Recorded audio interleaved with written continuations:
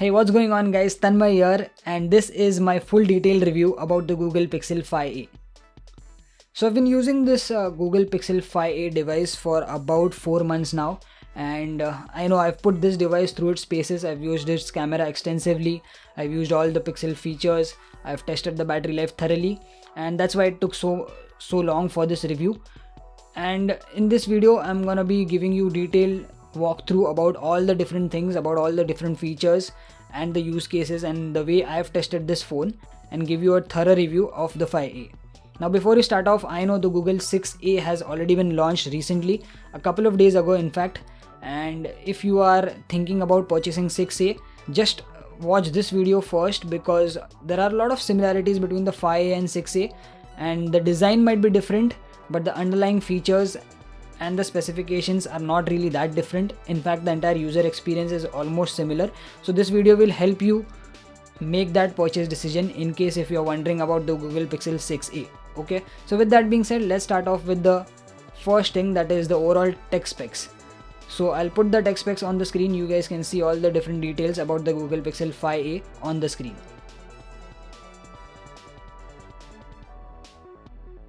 Alright, so let's start off with the design and build quality of this phone.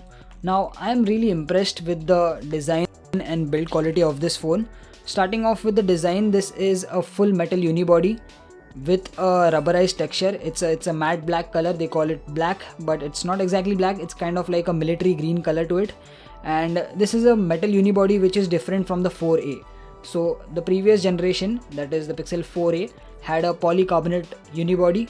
It was a unibody, but it was not a metallic body. This one is a complete slab of metal and it feels really good in the hand. It also has a little bit of weight to it compared to the 4a, but that's a good thing. It's not very heavy, but it definitely has some heft to it, which actually makes it premium in the hands. So to start off with the screen, it's a 1080p OLED panel. It's a OLED, which means that the colors are sharp. It's a 60Hz panel. It's not a very fast refresh rate panel, but at this price point, at the mid tier, you can't expect to have a very high refresh rate screen. Although at this budget, there are many other phones that actually have 90Hz or even 120Hz screens, so you might want to check that out if you are into gaming. We'll talk about that in a minute. But yeah, overall the screen is really good. It's good for media consumption. The colors are really vibrant because it's a OLED panel. It's a full edge-to-edge display with not very thick bezels. At the top on the left we have the punch hole camera. On the top we also have the speaker grill. At the bottom we have two speaker grills, out of which only one is the speaker, and then at the center we have the 18-watt USB-C charging. On the back, as I said, it's an entire metal unibody with its square cutout which houses the two cameras. Yes, this has two cameras. One is the ultra wide camera and the other one is the main primary wide camera. So the ultra wide again is a welcome move, because the Pixel 4a did not have the ultra wide, but the 5a has the ultra wide camera. At the center we have our beloved and robust fingerprint scanner, which works flawlessly. On the right hand side at the top we have the power button, which has this unique texture to it, as well as a turquoise light pale green color, which actually adds a flair to this phone, because otherwise this entire phone is basically matte black or military green black color, which actually is stealthy looking, and I personally like it, but some of you may not like it. Some of you may like the glossy black flagship colors and the vibrant colors, but I prefer this dull subdued low-key color. But this color on this power button adds a little bit of flair to it, and also it has a texture so that just by touching it you can understand that it's power button, because below it we have the volume rockers. So this is a good touch that Google have given in this design. On the other side we have the SIM card tray. So this is a single SIM which is physical, and it also has eSIM facility. So basically it is a dual SIM, but there is only one physical SIM and the other one is eSIM. Also on the top, surprisingly, we also have a headphone jack. So even that's a welcome move, because headphone jack are nowadays becoming extinct on most of the phones. In fact, the newly launched Pixel 6a does not have a headphone jack, so this is one-upping that. And yeah, this was the overall design. And talking about the build quality has definitely improved, and one of the biggest update to Pixel 5a over the predecessor, that is 4a, is that now this is IP67 water resistant and splash resistant and dust resistant, and I have actually put this in water, and the speaker actually turned off for some time, so that really gave me a scare, but fortunately everything is working fine. You don't really want to dunk this inside water, but yeah, this can definitely handle occasional splashes and the dust and all. So definitely you can use it in a more harsh way or in a more rough way. Now continuing with the build quality of this phone and talking about the screen, this screen is also protected by Gorilla Glass, but I highly recommend that you put a tempered glass on top of it, because if you're going to use it in rough environments, there are chances that you might drop it, and ultimately glass is glass. And in fact that was a good decision for me, because while I was playing with my dog, my phone actually fell from my pocket and it fell directly flat onto the screen. And because I had put a tempered glass, the tempered glass actually got scratched and broken, but the screen is protected. So I would recommend you guys that you put a tempered glass screen and also maybe a case cover onto it for added protection. So yeah, this was the overall design and build quality. I'm really happy and pleasantly surprised that the 5A is definitely a major upgrade over the 4A, and being the affordable line in the Pixels, the build quality has definitely improved a lot. Alright, so let's move on to the next aspect of this phone. So let's talk of performance and actually the lag thereof in this phone. Now Pixel 5A is the affordable line of Pixels, and they don't really focus on performance in this series. So this one is a 765G processor, which is actually an octa-core processor, but it is more geared towards the efficiency rather than performance. So you can't really expect heavy performance and high Antutu and synthetic benchmark scores.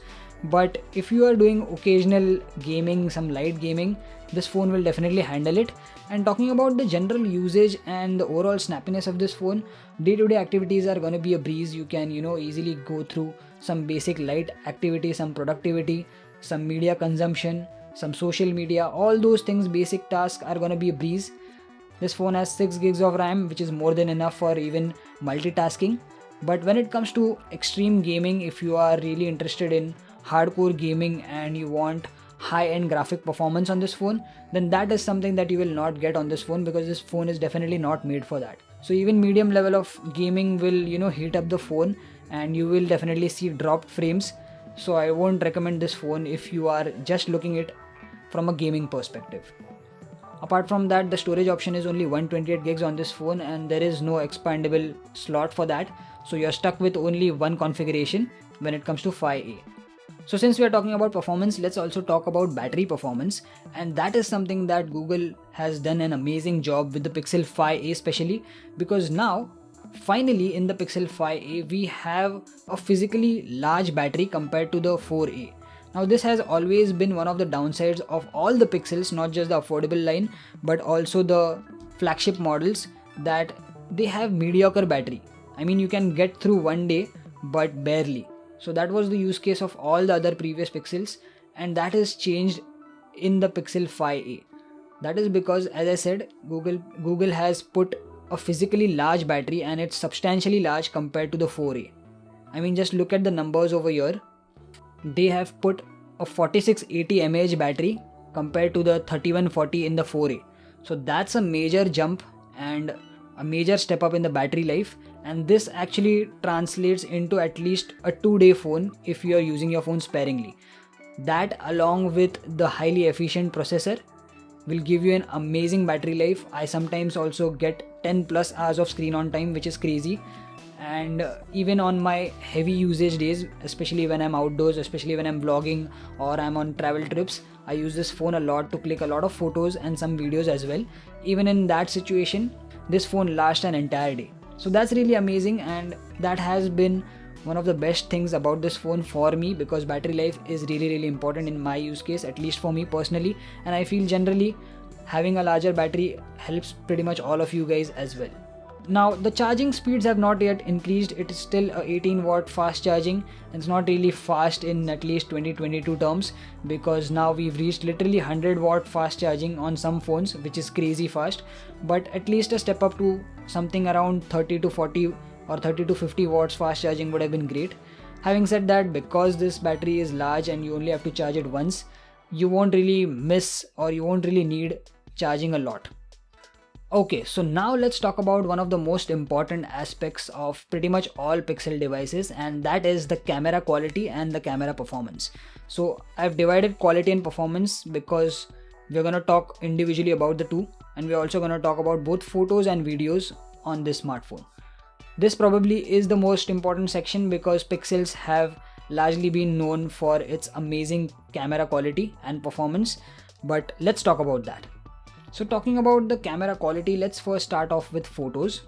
And photos clicked from this device are absolutely amazing. I mean, they are as good as some of the flagship devices, and being this as a mid-tier phone, that is a big statement. So right out of the box, the native camera app, which is designed of course by Google, clicks beautiful photos. It has a huge amount of dynamic range. It has some sharp level details, and the low light performance is also amazing. So how is Google doing this on a mid-tier phone? So this is possible because of computational photography, and all of this is done on the software side rather than the hardware side. In fact, the actual camera modules, that is the hardware or the lenses, that is the camera modules used on this phone, are actually a few years old, and they are also used on the Pixel 3 as well as the 2. So what has changed is the computational photography algorithms that work on these photos after they are clicked on the software side. This is where Google shines because of course Google being a software tech giant, they have all these amazing image processing algorithms that work behind the scenes to enhance the photo in such a way that they look natural, but they also retain a lot of detail, a lot of dynamic range. So as I said, right out of the box, the photos are amazing. You have a dedicated portrait mode, which is I think as good as pretty much any other flagships, even equal to iPhones. And I'm talking about iPhones which are basically something in a very different category compared to this affordable Pixel 5a line, and those photos are comparable. You can take a portrait mode on an iPhone 13 Pro Max and compare it with a portrait mode photo on this phone, and you will find that they are very close. And that's a big statement to say because this is at least 1/3 the cost of an iPhone Pro Max. So that's really crazy, right? But this is all due to the computational photography and magic that the Google runs onto the software side. Now talking about night photos, this phone also has a night mode, and it is again a wonder of computational photography. You do have to have steady hands, and you have to keep the phone stable for a few seconds before it takes the click, and many times the shots turn out to be blurry if you have shaky hands. So I would recommend that you use a tripod at nights, but the shots that do actually hit well are amazing, and you'd be surprised to see that it captures so much light, and sometimes you get shocked because that is not something that you can see even by the naked eye. The camera also has a dedicated astrophotography mode, which means that you can shoot amazing night skies, and you do need a tripod to activate that mode. It gets activated automatically if you have it on a tripod, but you can shoot some amazing star photos as well. So this was the camera quality on the photo side. Talking about the camera quality on the video side, this is where the Pixels have always struggled, and 5a is no exception. It has very mediocre level video quality. It does shoot in 4K 60 FPS on the main camera, and that's great, but the quality of the 4K is not really up to the mark. In fact, it looks very digitized. It gives that mediocre smartphone look, if you know what I mean. If you've tried, or if you compare it with iPhone 4K, there is a huge difference. And till date, iPhones are still the king when it comes to video, and if you are a video first guy, then definitely skip this phone. Having said that, 4K 60 FPS is still possible on this phone, and the occasional videos turn out to be good. If you are just making some basic content, some amateur content for social media, sure, you can shoot some good videos, and the video stabilization is really surprisingly nice on this phone. So there's that. Now let's talk about the camera performance. So we've already talked about quality of the photos and videos, which is pretty good when it comes to photos and mediocre when it comes to videos. But when you talk about performance, this is where again Pixel 5 takes a big hit, and this is one of the biggest downsides of this phone. Now this phone being geared towards efficiency and not performance, there is a noticeable lag when you're clicking multiple pictures simultaneously, and you miss out a lot of shots. In fact, over here in this clip, you can see that I'm trying to click multiple shots, but only a few of them are actually captured.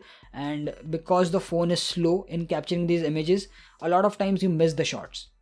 Another issue is the overheating when it comes to 4K 60 fps. So if you're shooting 4K 60 fps, this phone is definitely going to overheat, and it's going to stop abruptly in between. And as you can see in this video, just within seconds the phone stopped recording 4K 60 fps. So if you're outdoors in a sunny environment, in a hot and humid environment like I am most of the times when I'm traveling, this phone is definitely not reliable when I'm trying to shoot 4K videos. The occasional 1080p 60 videos are fine, but even then, when I'm shooting for long durations, this phone overheats and stops. So this is one of the biggest issues that I have personally faced. That is because when I am outdoors, I try to do vlogging, I try to do travel videography, and by the way, I have content on that also on this channel, so if you guys are interested, do check it out.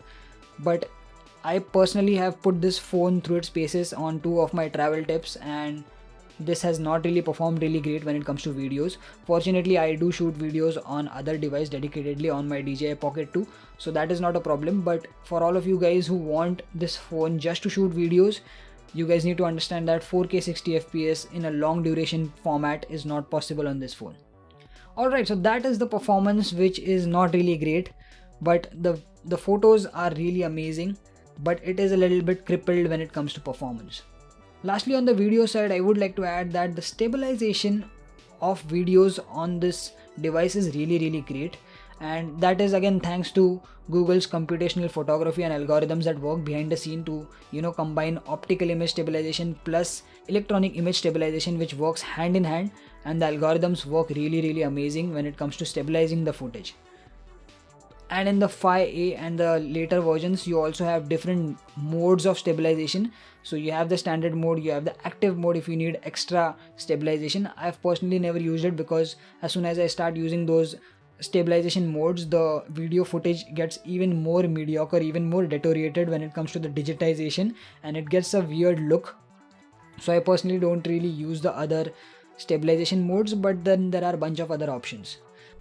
We also have the other options like panorama and photosphere and other camera tricks that you guys can explore. I haven't really explored them a lot, but they're there in the native camera app itself. Alright, so this was the most important aspect of Google Pixel 5a, that is the camera quality as well as the performance. Quality wise, amazing photos, mediocre videos. Performance wise, there is definitely a lack of performance. Alright, moving on to the next part, that is the network and connectivity. Pixel 5a has pretty much all the different network connectivity options. You guys can see on the screen the specifications. This phone is also 5G capable, so depending upon where you live and whether 5G is provided, this phone will definitely support that. So that's a welcome move, that makes it future proof. So far in India we have 4G, so there's that. I got some questions that which type of carriers are supported in India, because ultimately this phone is officially not yet launched in India, so that is one caveat that I'll talk about. But talking about the connectivity and network, all networks, that is the all major networks like Jio, Airtel, Idea, all these things are supported in India, and I've been using Airtel, but I know Vodafone and Idea is also supported, even Jio is supported. And do note that this is a dual SIM phone, one is a physical SIM and one you can also have eSIM, so both can work simultaneously as well. So that was one concern from Indian audience, because this phone is not yet launched in India officially. And that brings me to the last con or last disadvantage of this Pixel 5, that is this phone is not officially launched in India and probably never will, because now the 6A has launched. So this means that whenever you buy this phone in India, you will have to rely on third-party servicing in case your phone faces any issues. So far, fortunately, I have never really faced any issues, and I don't think majority of you guys will face any issues. But you guys have to remember that you will not get the Google service, that is the official 1-year warranty. So that is one thing that you guys need to remember. Okay, so this was the overall review of my Google Pixel 5a smartphone. And to give you a little bit of insight about the 5a versus 6a, I would say that if you have the extra money, because 6A will definitely cost at least 10 to 15,000 more, it's launched at a price point of 43,000, which I don't think is justified as of now in India. In India it is expensive because it is not made in India, and that's why the added import taxes and all those things increase the price. Had this 6A been assembled and made in India, it would have been coming at least at a price point of 30 to 35,000, and that would have been a great price. Talking about this phone, I purchased it at a price point of 40,000, which is again expensive. But today if you see this will cost you around 30 to 32,000 on Amazon, and most of them are legit seller. And I'll drop the link of the seller that I purchased from, so that you guys can purchase a legit model if you are interested. But I would say that there is going to be a difference of 10 to 15,000 between the 5A and 6A. Now the major difference between the 5A and 6A is just the design, but the underlying user experience is going to be exactly same. The camera performance, which is probably the most important on the Pixels, is also again going to be exactly same, because the Pixel 6a is using the same camera modules, that is the wide and ultra wide lenses that this phone has, which means that the image quality is going to be exactly the same. However, one thing to note that is that the 6a has the new Tensor chip, which is designed and developed by Google itself. So the performance is definitely going to be high on that phone. So if you guys have the extra money, which is around 10 to 15,000, and if you're gonna use the phone for more than 3 to 4 years, then you guys should go ahead with the 6a. However, if you're restricted by budget, and if you're gonna use this phone at least only for about 1 or 2 years and then switch to some other phone, then the Pixel 5a is really gonna be a good option, and you guys can save some extra money on top of that. So yeah, this was my overall review of the Google Pixel 5a. I hope you liked this video and got some insights about the 5a. Okay, so I'm gonna wrap up this video over here. I hope you like this video. I hope you gained some insights about the Google Pixel 5a. Overall, I'm really satisfied with this phone. If you have any comments or if you have any questions, you can put them in the comment section. I will try to answer them. If you like this video, please give it a thumbs up. Let me know in the comments how this video was. Do share it with your friends. Definitely subscribe if you are interested in content like this, where I make gadget reviews, unboxing, and I also even make travel videos and vlogs. So if you're interested, definitely subscribe, and I'll see you guys in the next one. Peace.